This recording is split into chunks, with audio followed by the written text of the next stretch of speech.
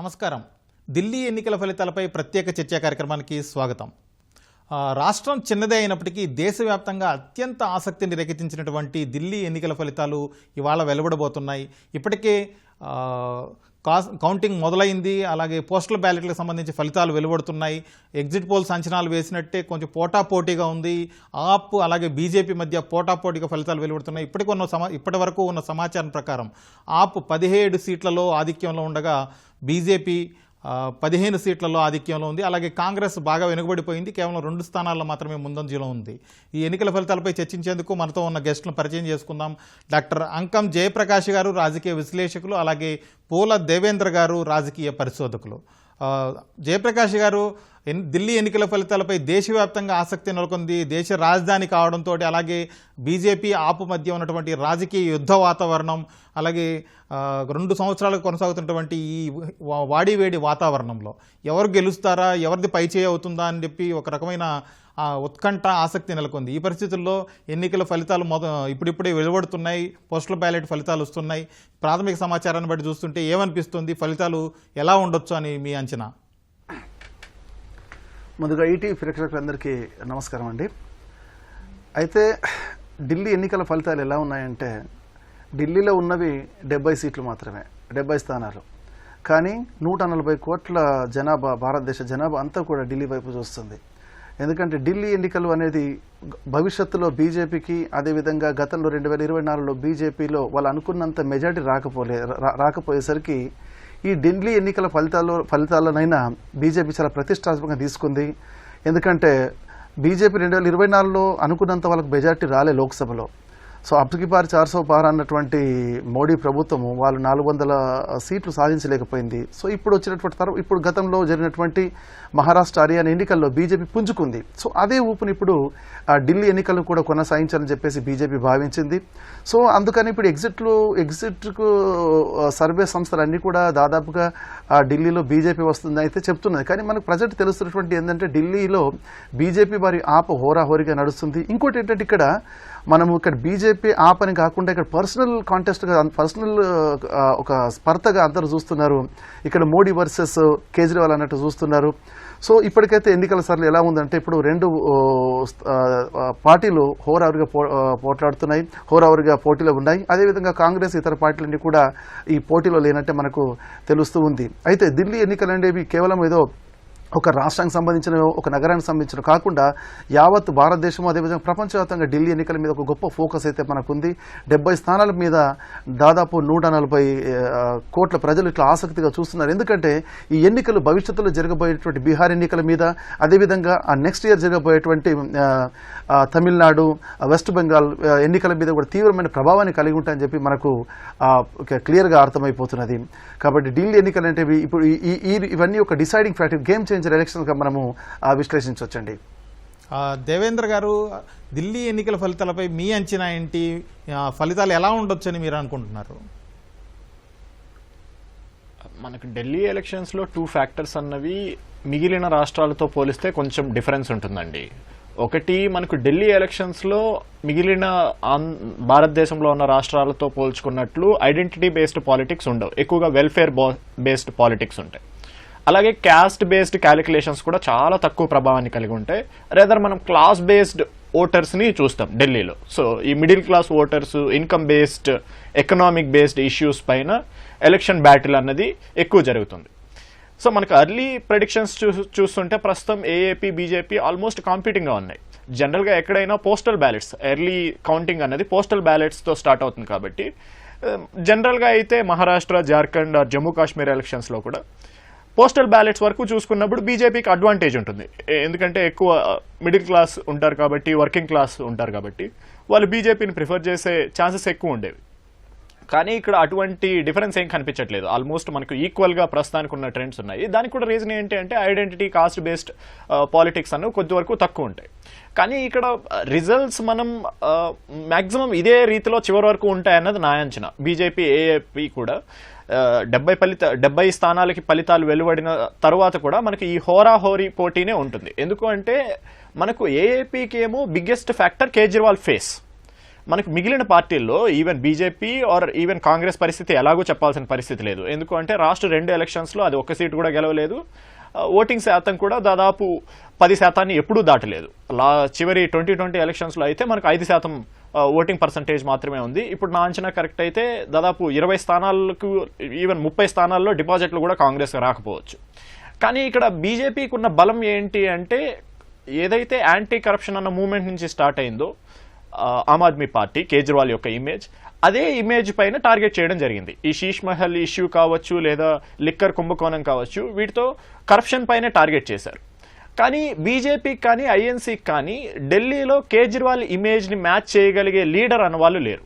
మనకు రమేష్ బిదోరి కానీ, పర్వేష్ శర్మ కానీ, లేదా కాంగ్రెస్లో షీలా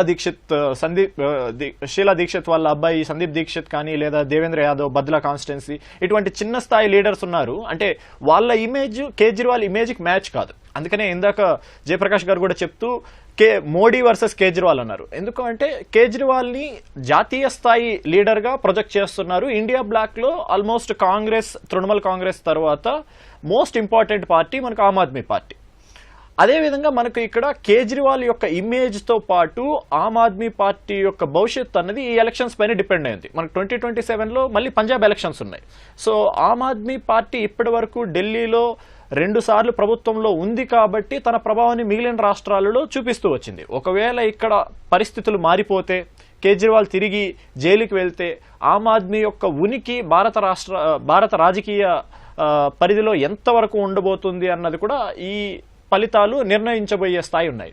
సో మనం ఫ్యూచర్ అంటే ఇంకాసేపు అయిన తర్వాత మోర్ క్లారిటీ రావచ్చు. బట్ ప్రస్తుతానికైతే ఏఏపీకి ఉన్న బిగ్గెస్ట్ అడ్వాంటేజ్ ఇంత గట్టి పోటీ ఇవ్వడానికి కారణం మనకు కేజ్రీవాల్ యొక్క పర్సనల్ ఇమేజ్ గానే చూడొచ్చు. బీజేపీ ఫ్యాక్టర్స్ ఆబ్వియస్లీ మనకు మోడీ ఉన్నారు, కరప్షన్ని బాగా ఎక్స్ప్లాయిట్ చేసి ప్రజల్లోకి ఈ శీష్ మహల్ ఇష్యూ కానీ, ఢిల్లీ లిక్కర్ కేసును కానీ చాలా డీప్గా చొచ్చుకుపోగలిగారు. అండ్ వెల్ఫేర్ పాలిటిక్స్ మనకు మిగిలిన రాష్ట్రాలలో రీజనల్ పార్టీస్ కానీ, లేదా బీజేపీ తప్ప మిగిలిన పార్టీలన్నీ కూడా వెల్ఫేర్ ప్రామిస్లు విపరీతంగా ఇస్తూ ఉంటే, బీజేపీ కొద్ది వరకు ఆ ఉచితాలకి ఏదైతే రేవడీ కల్చర్ అని నరేంద్ర మోడీ గారు 3-4 ఏళ్ల ముందు అన్నారో, ఆ కల్చర్ కొంచెం దూరం పాటిస్తున్నట్లు ఉండేది. కానీ ఈ ఎలక్షన్స్లో మనకు అలా లేదు. మనకు ఆల్రెడీ కేజ్రీవాల్ యొక్క పాలిటిక్స్ అన్నవి వెల్ఫేర్ ఫోకస్డ్గానే ఉన్నాయి. Free electricity, free water, free transportation, free education, వీటిపైనే నెలకొన్నాయి. బీజేపీ కూడా దానికి ఈక్వల్గా ఆల్మోస్ట్ హెల్త్లో కానీ, అలాగే ఉమెన్కి 2500 ప్రామిస్ చేయడం, ప్రెగ్నెంట్ ఉమెన్కి 21,000 ప్రామిస్ చేయడం. సో వెల్ఫేరిజం అన్నది పీక్స్లో ఢిల్లీలో ఉండబోతుంది. ఈ వెల్ఫేరిజం అన్నది ఇంకా కంటిన్యూ అవ్వబోతున్న సంకేతాలు ఉన్నాయి. Okay sir. అలాగే వేణుగోపాల్ రెడ్డి గారు రాజకీయ విశ్లేషకులు కూడా మన చర్చలో జాయిన్ అయ్యారు. వేణుగోపాల్ రెడ్డి గారు, ఢిల్లీలో ఇప్పటి వరకు వస్తున్నటువంటి పోస్టల్ బ్యాలెట్ రిజల్ట్స్ చూస్తుంటే హోరాహోరీ ఉంది ఆప్ బీజేపీ మధ్య. మీ అంచనా ఏంటి? ఫలితాలు ఎలా ఉండొచ్చు అనుకుంటున్నారు?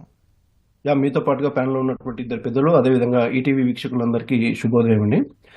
పెద్దలు ఇద్దరు చెప్పినట్టుగా ఢిల్లీ రాజకీయాలను దేశంలో ఉన్నటువంటి ఇతర రాష్ట్రాల రాజకీయాలతో పోల్చి చూడడానికి లేదు. ఢిల్లీలో దాదాపు ఢిల్లీ అనేటటువంటిది ఒక చిన్న రాష్ట్రం అయినప్పటికీ కూడా ఢిల్లీలో ఉన్నటువంటి ఓటర్లు అనుకోండి, ప్రజలు అనుకోండి, దేశవ్యాప్తంగా అన్ని రాష్ట్రాలకు సంబంధించినటువంటి వాళ్ళు ఎక్కువ మంది నివసించేటటువంటి వాళ్ళు, కాస్మోపాలిటన్ సిటీతో పాటుగా అక్కడ ఉన్నటువంటి పరిస్థితులు చూస్తూ ఉంటే మనము ఈ ఒక్క రాష్ట్రంలో జరిగేటటువంటి ఎన్నికలకు సంబంధించి రైతన్నలు అనేటటువంటి వాళ్ళకి కానీ, వ్యవసాయ భూమికి సంబంధించి కానీ, అసలు రూరల్ అనేటటువంటిది కానీ ఎక్కడ కూడా అవకాశం లేనటువంటి ప్రాంతంగా ఉన్నటువంటిది ఢిల్లీ రాజకీయాలు. అక్కడ ఖచ్చితంగా ఇందాక మిత్రులు చెప్పినట్టుగా పోస్టల్ బ్యాలెట్ అనేటటువంటి దానికి సంబంధించి ఎక్కువ మంది ఉద్యోగస్తులు, మధ్యతరగతికి సంబంధించినటువంటి వాళ్ళు, చిన్నపాటి ఉద్యోగాలు చేసుకునేటటువంటి వాళ్ళు, ఇలాంటి వాళ్ళు ఎక్కువ మంది ఉంటారు. కొంతమంది వృద్ధులకు వాళ్ళకి కల్పించినప్పుడు ఎక్కువ మంది వీళ్ళు ఉంటారు. కాబట్టి వీళ్ళకి సంబంధించినటువంటి పోస్టల్ బ్యాలెట్లో మనం చూస్తూ ఉన్నాము. అందినటువంటి ఎర్లీ ట్రెండ్స్గానే చూడాలి. ఇదేదో పూర్తి స్థాయి ఫలితాలను ఇదే విధంగా ప్రతిబింబించే విధంగా ఉంటుందని అనుకోవట్లేదు. కానీ మొదటగా మనం చూసినప్పుడు మాత్రం ఖచ్చితంగా హోరాహోరీ అనేటటువంటి కనబడతా ఉంది. అదేవిధంగా ఎగ్జిట్ పోల్స్కు సంబంధించి మనం అంచనా వేసుకున్నప్పటికీ కూడా 2 పార్టీలకు సంబంధించి, అటు బీజేపీ టు యాప్కు సంబంధించినటువంటి 2-3 సీట్లు ఇటాటుగా కొన్నిట్లలో మ్యాక్సిమంకు, కొన్నింటిలో మినిమంకు చూసుకున్నప్పుడు వ్యత్యాసం ఉన్నప్పటికీ చాలా వరకు బీజేపీ రావడానికి ఆస్కారం ఉందనేటటువంటి మనకి వచ్చినటువంటి ట్రెండ్స్ అక్కడ ఇచ్చినటువంటి ఎగ్జిట్ పోల్స్ మనకు కనపడ్డది. కాకపోతే ఇక్కడ మనం చూడాల్సినటువంటిది ఏంటంటే 2 సార్లు అధికారంలో ఉన్న తర్వాత కూడా ఒక ప్రాంతీయ పార్టీ ఢిల్లీ లాంటి అంత పెద్ద ప్రధానమైనటువంటి ప్రాముఖ్యత కలిగినటువంటి ప్రాంతంలో తిరిగి బీజేపీకి కానీ కాంగ్రెస్ కానీ, కాంగ్రెస్ అంటే సరే ఇందాక మిత్రులు చెప్పారు అన్ని ఎగ్జిట్ పోల్స్ లో కూడా 0 నుంచి 1, మిగతా వల్ల ఎన్ని సీట్లు వస్తాయనే దానిలో వ్యత్యాసం ఉంది. కానీ కాంగ్రెస్ పార్టీకి 0 నుంచి 1 అనేటటువంటి స్టాండర్డ్ ఇచ్చినటువంటి పరిస్థితి చూస్తా ఉన్నాం. అంటే ఇక్కడ మనకు కనపడుతున్నటువంటిది బీజేపీ వర్సెస్ ఆప్ మధ్యనే జరిగే అవకాశం ఉంటుంది. 2 సార్లు అధికారంలో కొనసాగిన తర్వాత ఈ మాత్రం టైట్ ఇవ్వడం అనేటటువంటిది సరే, పూర్తి స్థాయిలో ఫలితాలు వెలువడ్డ తర్వాత ఎంత తేడా వస్తుంది, ఓటింగ్ శాతం ఏంటి, ఓటర్లు ఎంత మేరకు ఎవరి వైపున నిలబడ్డారనేది మనం అంచనా వేసుకోవచ్చు. కానీ అంత ఈజీగా కేక్ వాక్ లాగా మాత్రం ఇచ్చేటటువంటి పరిస్థితి అటు యాప్కి వచ్చినా ఇటు బీజేపీకి వచ్చినా జరిగేటటువంటి పరిస్థితి లేదని కనిపిస్తా ఉంది. ఇంకోటి వెల్ఫేర్ స్కీమ్స్ గురించి ఇందాక మిత్రులు చెప్పారు. అనేక సందర్భాల్లో కూడా మనం చర్చించుకున్నటువంటి దాన్ని మనం ఒకసారి అంచనా వేసుకుంటే అక్కడ పట్టణ ప్రాంతంలో నివసించే మధ్య తరగతికి సంబంధించి ఏమేమి ఉంటాయండి ఇబ్బందులు? ఎక్కువగా మంచినీటికి సంబంధించినటువంటిది, ఎలక్ట్రిసిటీకి సంబంధించినటువంటిది, ట్రాన్స్పోర్టేషన్కు సంబంధించినటువంటిది, స్కూల్స్ అంటే విద్య వైద్యానికి సంబంధించి వీటిపైన అరవింద్ కేజ్రీవాల్ రాకముందు, అరవింద్ కేజ్రీవాల్ ఢిల్లీలో ముఖ్యమంత్రిగా వచ్చిన తర్వాత ఏంటంటే పరిస్థితి చూసుకున్నప్పుడు ఖచ్చితంగా మార్పు అనేటటువంటిది కనిపిస్తున్నటువంటి పరిస్థితి. అంటే ఆ మధ్య తరగతి వాళ్ళను, కింది తరగతి వాళ్ళను వాళ్లకు వెల్ఫేర్గా చూసుకోవాల్సినటువంటి బాధ్యత ప్రభుత్వాల పైన ఉందని చెప్పి ఎప్పుడైతే అరవింద్ కేజ్రీవాల్ గారు గుర్తించి వాటి వెంబడి పడ్డారో 2 సార్లు ముఖ్యమంత్రి కావడమే కాకుండా 2 దఫాలుగా ఉండడమే కాకుండా 3వసారి టఫ్ ఫైట్ కు ఇవ్వగలిగేటటువంటి పరిస్థితి ఉంటుంది. కేంద్ర రాజకీయాలు మొత్తం ఢిల్లీలో కేంద్రీకృతమై ఉన్నటువంటి నేపథ్యంలో ప్రపంచ దేశాలకు సంబంధించినటువంటి రాయబార కార్యాలయాలు, అదేవిధంగా ఇంటర్నేషనల్ ట్రేడింగ్ సంబంధించినటువంటి ఒక క్యాపిటల్ సిటీగా ఉన్నటువంటి నేపథ్యంలో అక్కడ ఉండేటటువంటి ప్రాధాన్యత ఖచ్చితంగా బీజేపీకి అరవింద్ కేజ్రీవాల్ గారు ముఖ్యమంత్రి అయినప్పుడు కానీ ఇంకొక పార్టీ వచ్చినా కొంత వాళ్ళకు ఇబ్బందికరంగా పరిస్థితి ఉండే అవకాశం ఉంటుంది. అలాంటి దాన్ని అటు ఈరోజు దేశవ్యాప్తంగా మోడీ గారి చరిష్మా ముందు అరవింద్ కేజ్రీవాల్ గారు ఇంకా నిలబడగలుగుతా ఉన్నారు, రాహుల్ గాంధీ గారు తేలిపోతున్నారంటే ఖచ్చితంగా ప్రాంతీయ పార్టీగా ముందుకు తీసుకెళ్తున్నటువంటి అరవింద్ కేజ్రీవాల్ యొక్క క్రేజీ అనేటటువంటిది పూర్తిగా తగ్గిందని అనుకోవడానికి ఆస్కారం లేదు. అయితే ఈ మధ్యకాలంలో జరిగినటువంటి పరిణామాలు, జైలుకి వెళ్ళినటువంటిది ఇందాక మిత్రులు ప్రస్తావించారు. లిక్కర్ స్కామ్ అనేటటువంటి మిగతా చిన్న స్కామ్ వాటి గురించి వచ్చినా పెద్దగా పట్టించుకోలేదు. కానీ లిక్కర్ స్కామ్ అనేటటువంటిది మాత్రం ఒక పెద్ద అవినీతికి వ్యతిరేకంగా పోరాడేటటువంటి పార్టీగా ఆవిర్భవించి అదే అవినీతి మరకలతోటి జైలుకి వెళ్ళినటువంటిది అది ఎంతవరకు నిజము, అవునా కాదా, వాటి యొక్క సాధ్యాసాధ్యాలు ఏంది, అదంతా రానున్న రోజుల ముందుకు వస్తాయేమో. కానీ మొత్తం మీద మాత్రం అవినీతి మరక అనేటటువంటిది ఆ పార్టీకి, ఆప్ అనేటటువంటి పార్టీకి దేశవ్యాప్తంగా పుంజుకునేటటువంటి పరిస్థితిలో పడ్డటువంటి మరక అనేటటువంటిది ఖచ్చితంగా వాళ్ళని కొంతమేరకు ఇబ్బంది పెట్టినటువంటిది మనందరికీ తెలిసినటువంటి విషయమే. మరి ఈ అన్ని అంశాలను కేంద్రం కుట్ర చేసి చేస్తా ఉందా, లేకపోతే కావాలని ఇబ్బందులకు గురి చేస్తా ఉందా, ఇతర రాష్ట్రాల్లో ప్రాంతీయ పార్టీలు దెబ్బతీసే పరిస్థితిలో భాగంగా బీజేపీ ఈ విధంగా ముందుకెళ్తుందా అనేటటువంటిది మరి ఈ ఫలితాలను వచ్చిన తర్వాత మళ్ళొకసారి బేరీజు వేసుకోవాలి. ఎందుకంటే ఓటర్ అన్న ఏ విధంగా అనుకుంటా ఉన్నాడు, దేశ రాజకీయ పరిస్థితుల్లో ఉన్నటువంటి పరిస్థితులు వేరుగా ఉంటాయి. ప్రాంతీయ పరంగా రాష్ట్రాలకు సంబంధించి జరిగేటటువంటి ఎన్నికల్లో చాలా వరకు మనం చూస్తూ ఉన్నాం. ఇప్పటికి కూడా దక్షిణాది రాష్ట్రాలు కానీ ఇతర రాష్ట్రాలు కానీ ప్రాంతీయ పార్టీలకి ఎక్కువగా మద్దతు ఇస్తున్నటువంటి నేపథ్యంలో ఉత్తరాదిన ఉన్నటువంటి గతంలో బీఎస్పీ, ఎస్పీ లాంటివి కొంత కీలకంగా ఉన్నప్పటికీ వాటి యొక్క ప్రభావం తగ్గిపోతున్నటువంటి నేపథ్యంలో ఆప్ అనేటటువంటిది అరవింద్ కేజ్రీవాల్ గారి ఆధ్వర్యంలో మెల్లగా ఒక్కొక్క రాష్ట్రానికి విస్తరిస్తూ వాళ్ళ యొక్క ఓటు శాతాన్ని పెంచుకుంటున్నటువంటి నేపథ్యంలో ఢిల్లీలో గనక ఆప్ను దెబ్బతీస్తే దేశవ్యాప్తంగా వీళ్ళను విస్తరించకుండా చేయడంతో పాటుగా కొంత మేరకు వాళ్ళని అడ్డుకునేటటువంటి పరిస్థితి ఉంటుంది అనేటటువంటి దిశగా ఖచ్చితంగా కేంద్రంలో అధికారంలో ఉన్నటువంటి వాళ్ళు నరేంద్ర మోడీ గారి ఆధ్వర్యంలో బీజేపీ ముందుకెళ్తున్నటువంటి నేపథ్యంలో వాళ్ళు దీన్ని చాలా సీరియస్ గానే తీసుకుని ముందుకెళ్తారు. అయితే ఇంకొక 1-2 అవర్స్ పోయిన తర్వాత మళ్ళీ ఇంకా మనం వీటి పైన సమగ్రంగా విశ్లేషించుకునే అవకాశం ఉంటుంది. ఏదేమైనప్పటికీ ఎవరికి మాత్రం అంత కేక్ వాక్ గా వెళ్ళేటటువంటి పరిస్థితి అయితే కనపడే అవకాశం లేదండి.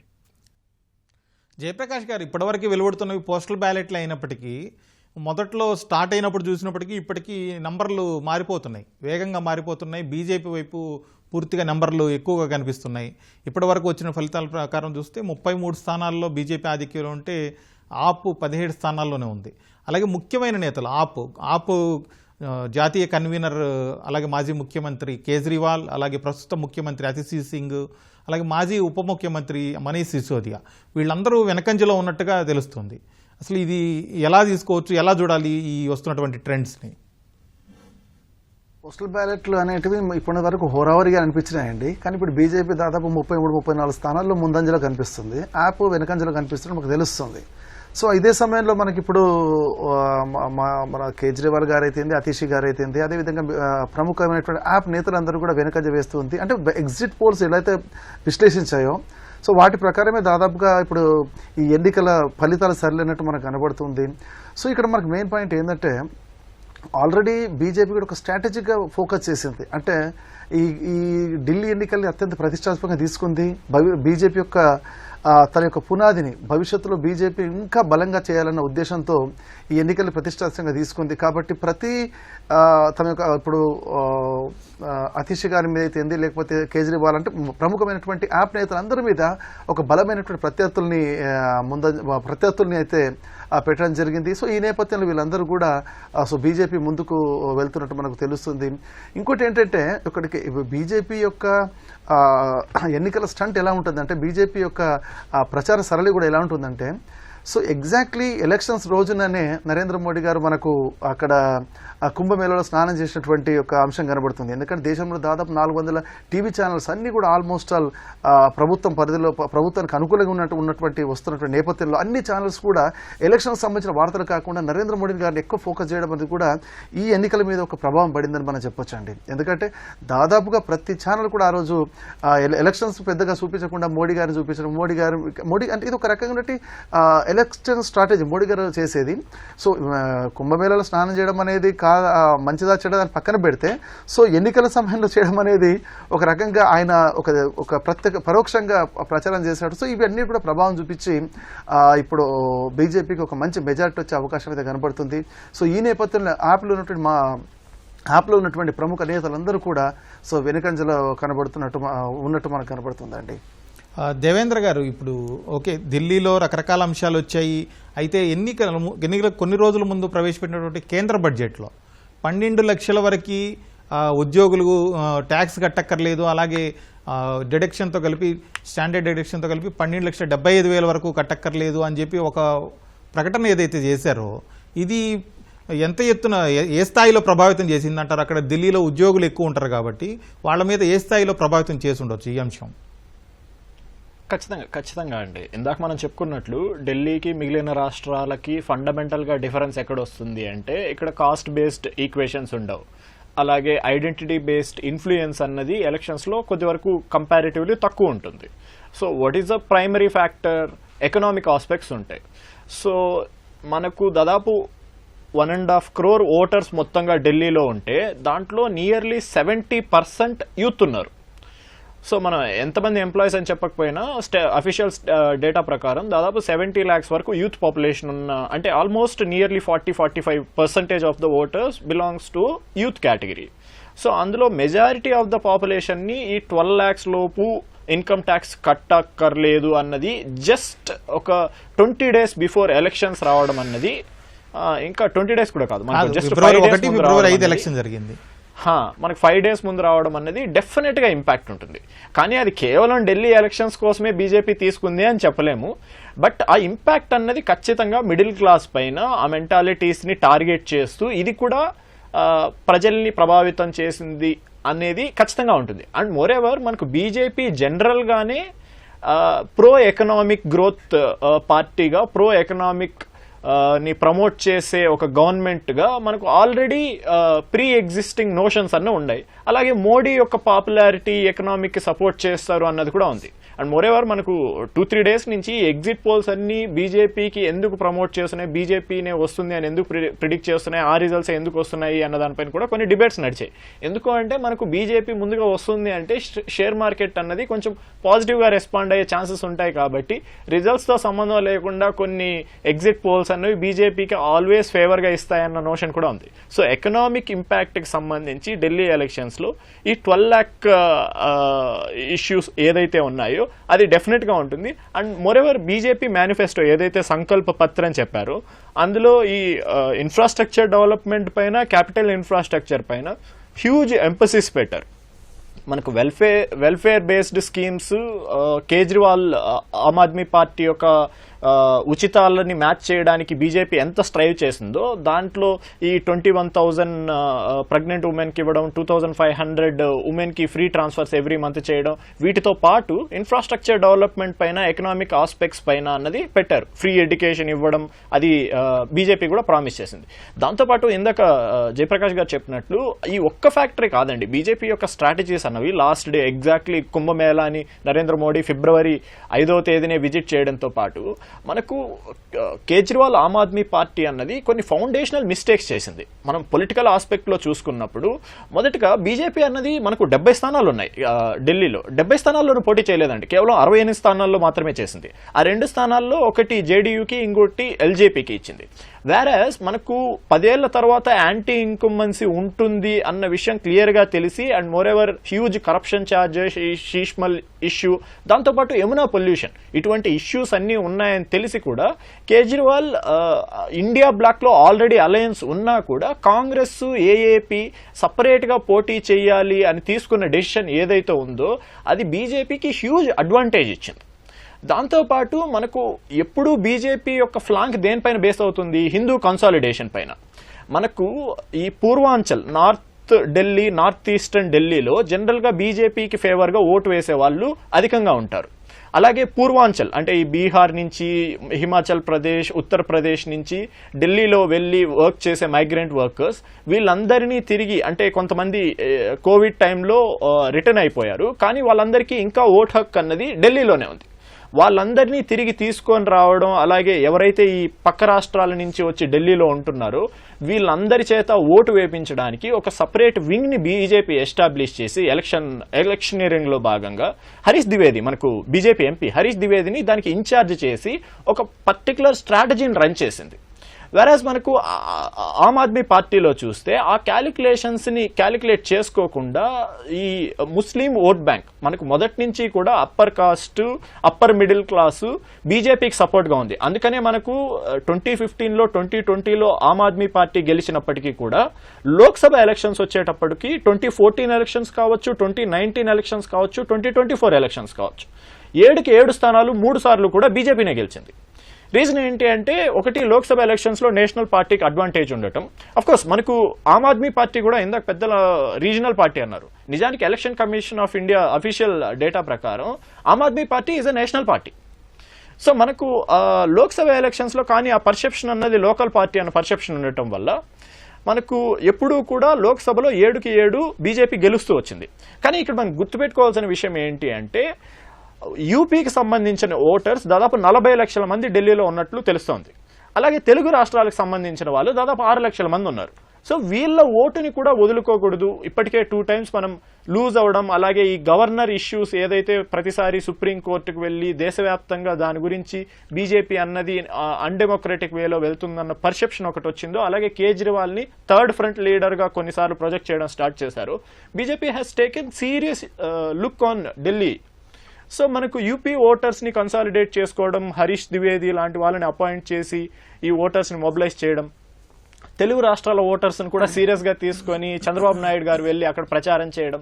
So BJP has taken so many steps to consolidate it's vote banks. But ఇందాక నేను చెప్తూ ఉన్నట్లు ముస్లిం ఓటర్స్ దాదాపు 11% ఉన్నారు.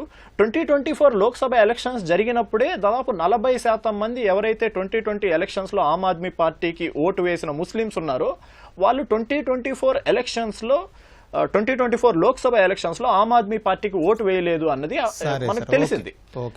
దాన్ని తీసుకోలేదు. దాంతోపాటు దళిత్ ఓటర్స్ కూడా చాలా వరకు తగ్గారు. ఆ యొక్క ఇంపాక్ట్ అనేది మనకి ఈ రిజల్ట్స్ లో రిఫ్లెక్ట్ అవుతోంది. ఎన్నికల ఫలితాలపై చర్చా కార్యక్రమంలో ఇప్పుడు విరామం. వేణుగోపాల్ రెడ్డి గారు, ఓకే, ప్రధాన పార్టీలైనటువంటి ఆపు బీజేపీ మధ్య హోరాహోరీ ఉంది, కొద్దిసేపు బీజేపీ ఇప్పుడైతే ముందంజలో ఉంది, అదంతా ఓకే.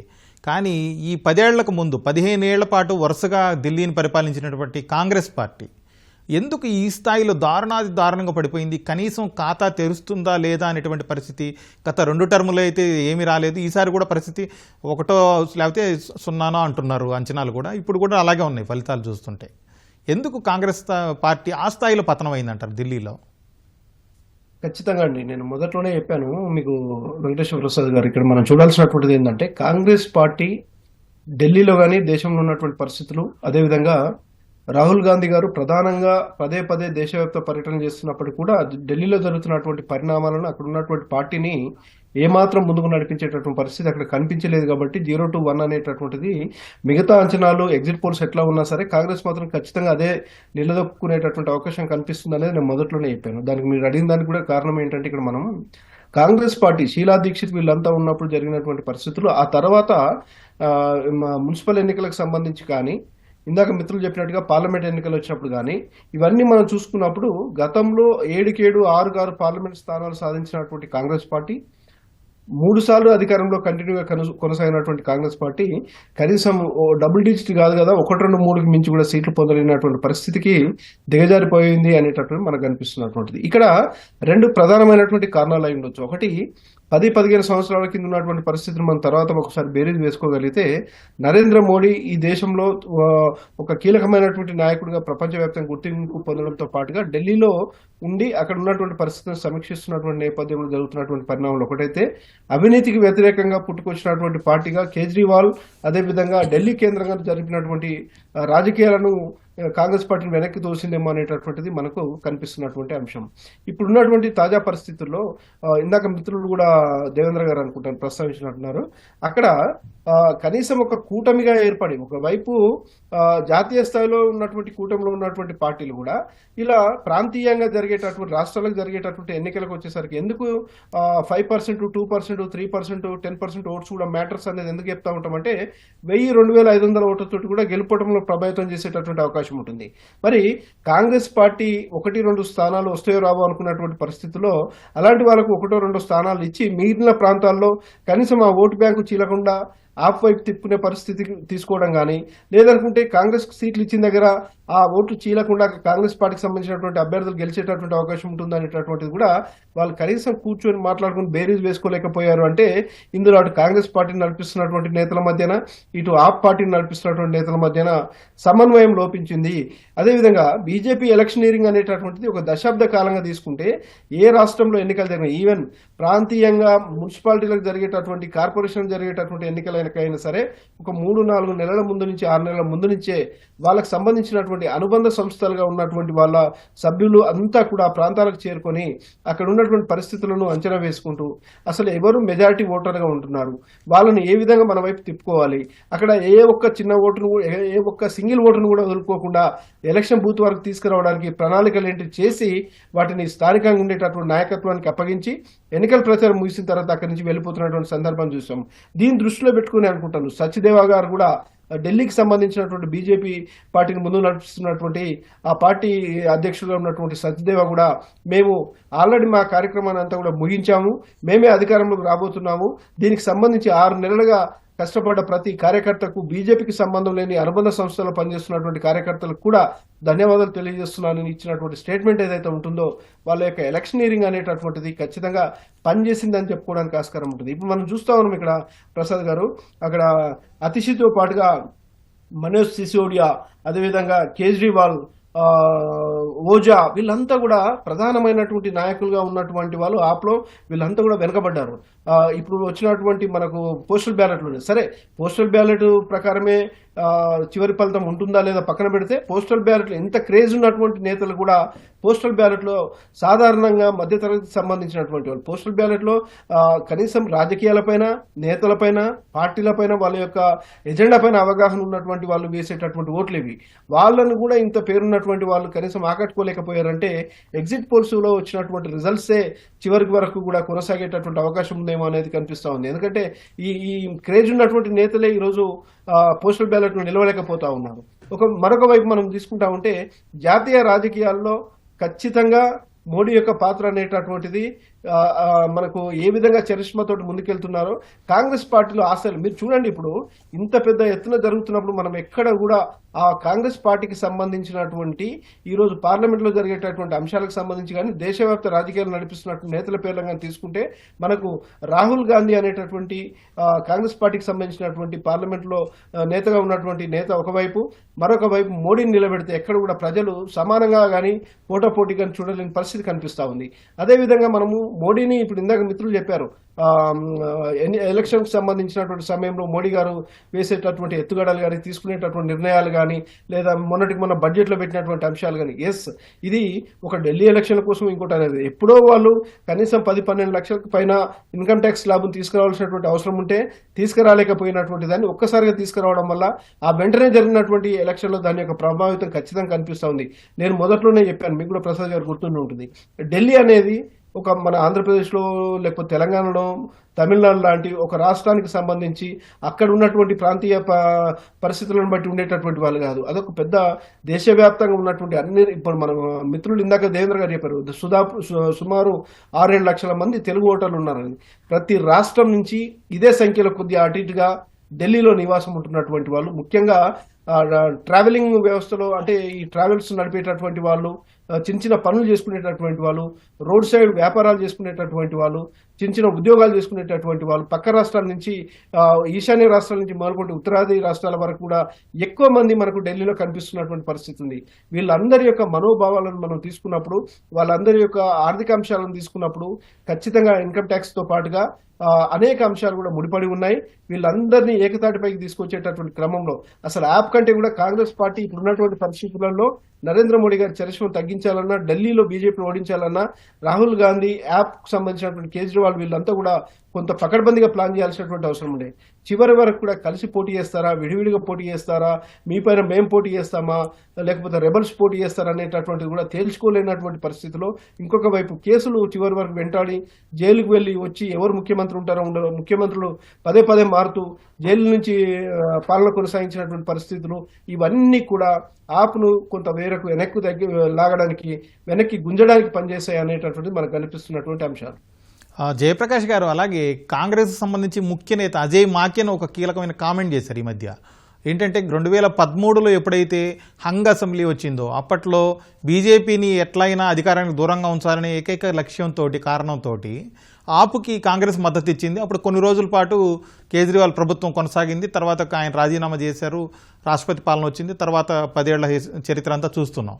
అప్పుడు గనుక ఆపుకి మొదటిసారి అధికారంలో కూర్చునే అవకాశాన్ని మనం కల్పించకుండా ఉంటే వాళ్ళు నిలదొక్కునే వాళ్ళు కాదు, తద్వారా ఇన్ని సంవత్సరాల పాటు పరిపాలించగలిగే వాళ్ళు కాదు. అప్పుడు కాంగ్రెస్ బీజేపీ మధ్యనే పోటీ ఉండేది, ఆపు ప్రారంభంలోనే అక్కడితో వెనకబడిపోయేది అని చెప్పి అన్నారు.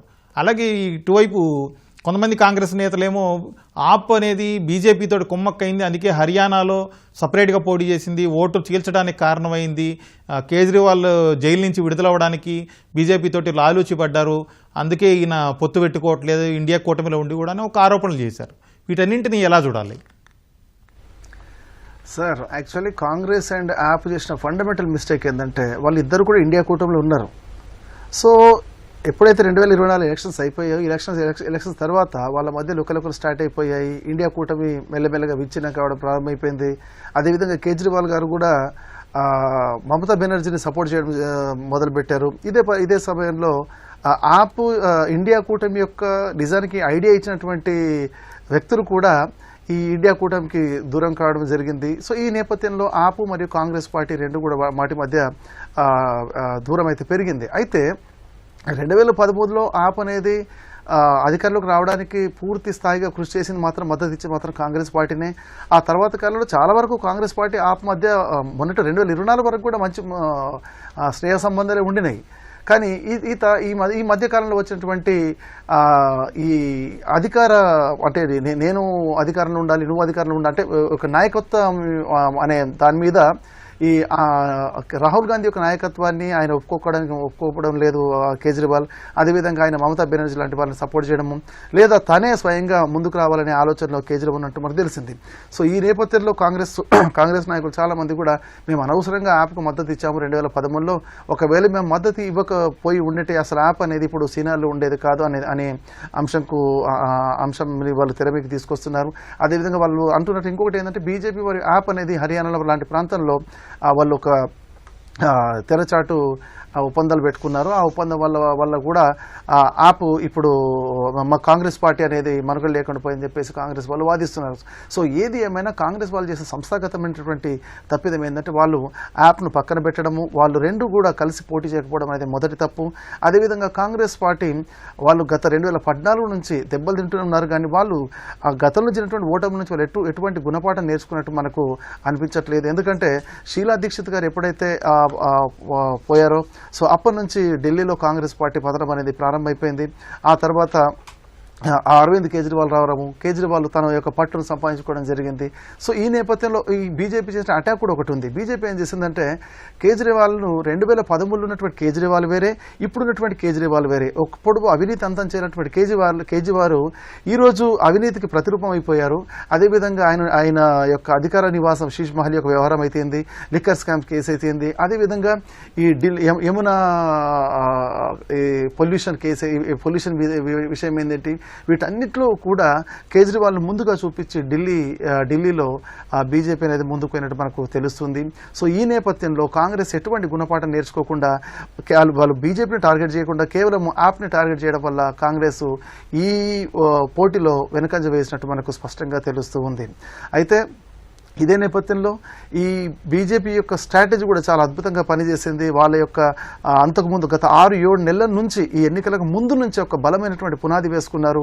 యూత్ను ఆకర్షించేందుకు ముందు దేవేంద్ర సార్ చెప్పినట్టుగా వాళ్ళు దాదాపు 70 లక్షలకు పైగా ఉన్నటువంటి యూత్, ఇండియా మొత్తం యూత్ కూడా ఆల్మోస్ట్ ఇప్పుడు బీజేపీ వైపు మారుతున్నట్టు మనకు తెలుస్తుంది. సో ఈ నేపథ్యంలో వాళ్ళు ఈ 70 లక్షల యూత్ను తమ ఓటర్లుగా చేసుకున్నారు. ఈ 6-7 నెలల కాలంలోనే దాదాపు 2-3% యూత్ మళ్ళీ ఈ బీజేపీ వైపు మళ్ళినట్టు మనకు తెలుస్తుంది.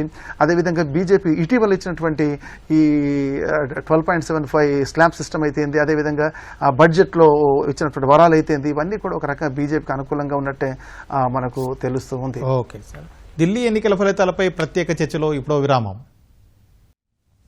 దేవేంద్ర గారు, ఇప్పుడు బీజేపీ వైపు ఓటర్లు మొగ్గు చూపడానికి 10 ఏళ్లుగా ఆప్ పరిపాలనే కారణం అంటారా, లేకపోతే బీజేపీ వైపు నుంచి ఏమైనా పాజిటివ్ పాయింట్స్ ఉన్నాయా? ఒకటండి, మనకు బీజేపీకి ఏఏపీకి ప్రామిసెస్ స్థాయిలో ఉన్న డిఫరెన్సెస్ని బీజేపీ తగ్గించగలిగింది. మనకు 2020 ఎలక్షన్స్లో బీజేపీ యొక్క పర్సంటేజ్ 32 నుంచి 38కి పెరిగింది. అంటే 2015 ఎలక్షన్స్లో 32% ఓటింగ్ వస్తే దాన్ని 38కి 2020కి పెంచుకోగలిగింది. ఏఏపీ ఆల్మోస్ట్ కాన్స్టెంట్గా 2015లో 54% ఓటింగ్ పర్సంటేజ్ వస్తే 2020 ఎలక్షన్స్లో 53% వచ్చింది. మనకు ఫండమెంటల్గా డిఫరెన్స్ ఎక్కడొస్తుంది అని కేజ్రీవాల్ భావించారు అంటే, ప్రామిసెస్, ఫ్రీబీస్ ప్రామిసెస్ అన్నవి ఒకవేళ బీజేపీ కూడా ప్రామిస్ చేసినప్పటికీ కూడా ఆమ్ ఆద్మీ పార్టీ అన్నది ప్రామిసెస్ని ఆల్రెడీ ఇంప్లిమెంట్ చేసింది. ఎడ్యుకేషన్ కావచ్చు, మనకు ఈ క్లినిక్స్, హెల్త్ క్లినిక్స్ కావచ్చు, free electricity, free water, free transportation, ఇవన్నీ కూడా ఆల్రెడీ ఆమ్ ఆద్మీ పార్టీ ఇంప్లిమెంట్ చేసేసింది. కాబట్టి అండ్ మోస్ట్ ఇంపార్టెంట్లీ మనకు 1.5 కోట్ల ఓటర్లు ఉన్న ఢిల్లీలో దాదాపు 75 లక్షల మంది మహిళా ఓటర్లు ఉన్నారు. అండ్ ప్రతి ఎలక్షన్స్లోనూ ఆమ్ ఆద్మీ పార్టీకి హ్యూజ్ మెజారిటీ ఉమెన్ ఓటర్స్ నుంచి వస్తుంది, అలాగే దళిత్ దగ్గర నుంచి వస్తుంది. బీజేపీ కంపారేటివ్లీ ఉమెన్ ఓటర్స్లో అంత చొచ్చుకెళ్ళలేకపోయింది ప్రీవియస్ ఎలక్షన్స్లో. మనకు బీజేపీ టార్గెటింగ్ ఏ విధంగా ఉంది అంటే, ఒకటి మనం 50% ఓట్ షేర్ని తెచ్చుకోవాలి. ఏదైతే 38% ఉందో దాన్ని 50కి తీసుకుని వెళ్ళాలి. కేజ్రీవాల్కి ఉన్న స్ట్రాంగ్ హోల్డ్స్, అంటే ఆమ్ ఆద్మీ పార్టీకి ఉన్న స్ట్రాంగ్ హోల్డ్స్ ఏంటి అంటే, ఒకటి కేజ్రీవాల్ యొక్క ఇమేజ్, 2 ఫ్రీబీస్. కేజ్రీవాల్ యొక్క ఇమేజ్ను తగ్గించడానికి అది మనం ఏ రీజన్స్ అన్నది వదిలేస్తే, ఈ కరప్షన్ కేసెస్ అన్నది కొద్ది వరకు సక్సెస్ఫుల్గా బీజేపీ కేజ్రీవాల్ యొక్క ఇమేజ్ని తగ్గించగలిగింది. ఎందుకు అంటే ఆయన యొక్క ఇమేజ్ బిల్ట్ అయిందే యాంటీ కరప్షన్ మూవ్మెంట్ నుంచి. అట్ ద సేమ్ టైం ఈ ఫ్రీబీస్లో ఉన్న కరప్షన్ని కూడా కొంచెం వరకు ప్రజల్లో తీసుకెళ్ళగలిగింది. ఎస్పెషల్లీ ఈ యమునా పొల్యూషన్ అన్నది ఎలక్షన్ క్యాంపెయిన్ విషయంలో చాలా డీప్గా వెళ్ళింది. అలాగే ఎవరైతే నేను common man, insignificant man, I'm for the poor అని చెప్పుకున్నాడో, 42 కోట్లు పెట్టి శీష్ మహల్ కట్టుకోగలిగాడు అన్నది యాక్చువల్గా ఎలక్షన్ ఇంజనీరింగ్లో ఆల్మోస్ట్ ప్రతి బీజేపీ లీడర్ కూడా యూజ్ చేసిన ఒక విషయం ఏంటి అంటే ఈ శీష్ మహల్ ఇష్యూ. సో ఇక్కడ మనకు బీజేపీ టాక్టిక్స్ బాగా వర్క్ అయ్యాయి. అలాగే మనకు 2020లో దాదాపు 70 సీట్స్ ఉన్న ఢిల్లీలో 10,000 లోపు మెజారిటీతో ఆమ్ ఆద్మీ పార్టీ గెలిచిన సీట్లు 11. అలాగే 10,000 నుంచి 20,000 మెజారిటీ లోపు ఆమ్ ఆద్మీ గెలిచింది 23 సీట్లు. 20 నుంచి 50,000 మధ్య మెజారిటీతో గెలిచింది 24 సీట్లు. సో బీజేపీ ఇక్కడే తన ఎలక్షన్ స్ట్రాటజీస్ని అప్లై చేసింది. ఈ 11, 23 10,000 లోపు ఉన్న 11 సీట్లు, అలాగే 10,000 నుంచి 20 లోపు ఉన్న 23 సీట్లని గట్టిగా టార్గెట్ చేసి వీటిని తన వైపు తిప్పుకోవడానికి ట్రై చేసింది. అందుకనే పూర్తిగా 2015 ఎలక్షన్స్లో 67 సీట్లు గెలిచింది 70కి ఆమ్ ఆద్మీ పార్టీ. 2020లో 62 సీట్లు గెలిచింది. కానీ ఇప్పుడు ఆల్మోస్ట్ ఇప్పుడున్న ఫలితాలు చూసుకున్నా కానీ 40-30 ఆ రేషియోలో వెళ్తుంది మనకు. సో ఎందుకు ఇంకా ఆమ్ ఆద్మీ పార్టీ పోటీలో ఉంది అంటే, లోకల్గా బీజేపీ నుంచి కేజ్రీవాల్ ఇమేజ్ని మ్యాచ్ చేయగలిగే లీడర్ లేరు. ఇప్పుడు పర్వేష్ శర్మ న్యూఢిల్లీలో కేజ్రీవాల్ పైన పోటీ చేసి ముందంజలో ఉన్నారు, కానీ వీళ్ళెవరికి కూడా నేషనల్ లెవెల్లో ఆ ఇమేజ్ లేదు. అలాగే రమేష్ బిదూరి మనకు అతిషి గారి పైన ముందంజలో ఉన్నారు, ఆయనకు కూడా ఒక లోకల్ లీడర్గా చూసుకున్నప్పుడు కేజ్రీవాల్ ఇమేజ్ని మ్యాచ్ చేయగలిగే క్యాపబిలిటీస్ లేదు.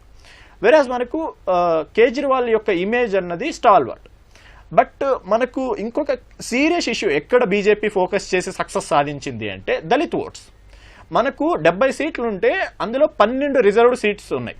ఢిల్లీలో 12 ఎస్సీ రిజర్వ్డ్ సీట్స్ ఉన్నాయి. దాదాపు 35 స్థానాలలో Dalits majority voters. So Dalits దాదాపు 40-45 స్థానాలలో డిసైడింగ్ ఫ్యాక్టర్.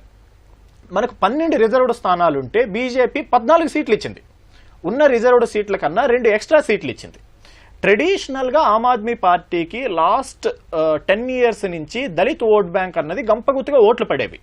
ఎప్పుడైతే ఐఎన్సీ నుంచి ఈ ఎలక్షన్స్లో దూరం జరిగిందో దళిత్ ఓట్లలో కొద్దిగా చీలికొచ్చి కాంగ్రెస్ వైపు కూడా పడుతున్నాయి. దాంతోపాటు 2024 లోక్సభ ఎలక్షన్స్లో దాదాపు 2020 ఎలక్షన్లతో పోల్చి చూసినప్పుడు 40% దళిత్ ఓట్లు ఆమ్ ఆద్మీ పార్టీకి తగ్గినట్లు మనకు సిఎస్డిఎస్ సర్వేలు చెప్పాయి.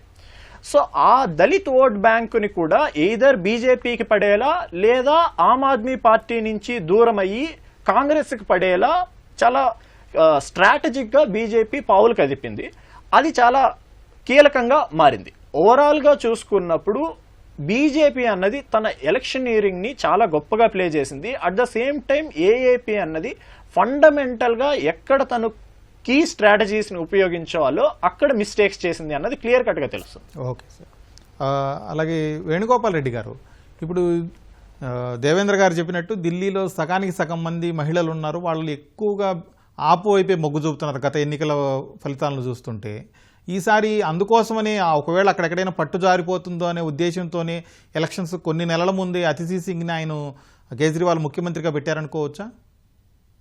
ఒకటండి, ఇప్పుడు ఒక ఢిల్లీలోనే కాదు దేశవ్యాప్తంగా కూడా మహిళలు దాదాపుగా 50% కానీ అంతకన్నా ఎక్కువ మంది ఓటర్లుగా ఉన్నటువంటి పరిస్థితి మనకు కనిపిస్తున్నటువంటిది. అయితే పాయింట్ ఏంటంటే ఇక్కడ ఓటింగ్ శాతం తీసుకున్నప్పుడు, అంటే ఓటింగ్ లో పాల్గొనేటటువంటి వాళ్ళ సంఖ్య తీసుకున్నప్పుడు పురుషుల కంటే ఎక్కువగా మహిళలే ఓట్లు వేస్తున్నటువంటి పరిస్థితి అన్ని రాష్ట్రాల్లో కనిపిస్తూ ఉంది. అది ఢిల్లీలో కూడా గతంలో ఉంది. ఇప్పుడు ఈ రోజు కూడా వచ్చే ఫలితాలను బట్టి మొన్న వేసినటువంటి ఓట్లలో కూడా 60% పైన ఓటింగ్ ఢిల్లీ చరిత్రలో ఈ మధ్యకాలంలో నమోదైందంటే, బాగా ఓటింగ్ శాతం పెరిగిందంటే అది కూడా ఒక కారణమై ఉంటుంది. అయితే అతిశీ సింగ్ పెట్టడంతో పాటుగా ఇక్కడ మనం చూడాల్సినటువంటి మరి అతి ముఖ్యమైనటువంటి కీలకమైనటువంటి అంశం ఏంటంటే, ఢిల్లీలో ఉన్నటువంటి మహిళలకు సంబంధించి ప్రకటించినటువంటి వెల్ఫేర్ స్కీమ్స్ ఏవైతే ఉంటున్నాయో ఆ వెల్ఫేర్ స్కీమ్స్ కూడా వాళ్ళు ఆకట్టుకునేటటువంటి ప్రయత్నంలో భాగంగానే వీళ్ళే ఓట్లు ఇస్తారనేటటువంటిది. వీటన్నిటితో పాటు ఇంకా కొన్ని ఎలక్షనీరింగ్ సంబంధించినటువంటి అంశాల్లో సమగ్రంగా ముందుకెళ్లేటటువంటి ప్రయత్నం యాప్ ఎందుకు చేయలేకపోయిందంటే, చివరిలో వాళ్ళకు ఉన్నటువంటి లీగల్ ఇష్యూస్, జైలుకు సంబంధించినటువంటివి, బెయిల్కు సంబంధించినటువంటివి, ఇతర అంశాలపైనే వాళ్ళ యొక్క సమయం అంతా కూడా పోయినట్టుగా, దాంతోపాటు పెద్ద స్ట్రాటజిక్ గా ముందుకెళ్ళినట్టుగా కూడా కనిపించలేదు. నేను మొదట్లోనే చెప్పాను, తర్వాత కూడా మన మిత్రులు కూడా ప్రస్తావించారు. అది మనము బీజేపీ దాని అనుబంధ సంస్థలు గత 6 నెలలుగా, సంవత్సరం నుంచి 6 నెలలుగా వీటిపైన గ్రౌండ్ లెవెల్లో ఏ స్థాయిలో పనిచేస్తాయో దానిలో 10% కూడా అటు కాంగ్రెస్ కానీ ఇటు ఏఏపీ కానీ దృష్టి సారించలేకపోయాయి. దాంతో పాటుగా మార్జిన్ దగ్గర దాకా వచ్చి ఓడిపోయినటువంటి స్థానాలపైన వాళ్ళు మరింత కాన్సన్ట్రేట్ చేశారు. ఆర్ఎస్ఎస్ కు సంబంధించినటువంటి వాళ్ళు కానీ, సంఘ్ పరివార్కు సంబంధించినటువంటి వాళ్ళు కానీ, పెద్దలు కానీ, లేదనుకుంటే అనుబంధ సంస్థలకు ఉన్నటువంటి ఏబీవీపీ లాంటి వాళ్ళు కానీ, వీళ్ళంతా కూడా బీజేవైఎంకు సంబంధించినటువంటి కార్యకర్తలు కానీ దేశవ్యాప్తంగా ఎలక్షనీరింగ్ లో బాగా పనికొస్తారనుకునేటటువంటి వాళ్ళను ఐడెంటిఫై చేసి వాళ్ళందరినీ కూడా ఢిల్లీలో డిప్లాయ్ చేసినటువంటి పరిస్థితి మనకు బీజేపీ దగ్గర కనపడ్డది. అదే యాప్కు సంబంధించినటువంటి వాళ్ళు ఇలాంటి అంకెలను, సంఖ్యలను, గణాంకాలను దగ్గర పెట్టుకొని మనం గతంలో దగ్గర దాకా వచ్చి ఓడిపోయినవేవి లేదా తక్కువ మెజార్టీతో గెలుపొందినటువంటి స్థానాలు వీటిలో మెజార్టీ పెంచుకోవడానికి చేసే ప్రయత్నం ఏందనేటటువంటిది ఎవరి దగ్గర కూడా అలాంటి ప్రయత్నాలు జరిగినట్టు కూడా మనం అనుకోలేదు. చివరగా వాళ్ళకు ఉన్నటువంటి ఎస్సీ ఓట్ బ్యాంకు, మహిళా ఓట్ బ్యాంకు, ఈ రెండింటిపైనే వాళ్ళు నమ్ముకొని ఉన్నారు. కానీ ఎస్సీ ఓట్ బ్యాంక్ అనేది ఎప్పుడైతే కాంగ్రెస్ పార్టీ విడిగా పోటీ చేసిందో ఖచ్చితంగా మనకి ఇక్కడ కనిపిస్తుంది 7 నుంచి 8, 10% వాళ్ళు కాంగ్రెస్ పార్టీకి ఓట్లు వచ్చే అవకాశం ఉండొచ్చు, రావచ్చు కూడా. అయితే సీట్లు ఏ మేరకు వస్తాయి, 0నా 1, 2 అనేది మనము చర్చించుకుందాం, అది పెద్ద ఇష్యూ కాదు. కాకపోతే ఆప్ ఓటమికి ఖచ్చితంగా కాంగ్రెస్ పార్టీకి సంబంధించి పడేటటువంటి ఓట్లు యాప్ సభ్యుల యొక్క మెజార్టీ పోవడానికి కానీ యాప్ సభ్యులు ఓడిపోవడానికి కూడా ప్రధాన కారణంగా మారే అవకాశం ఉంటుంది.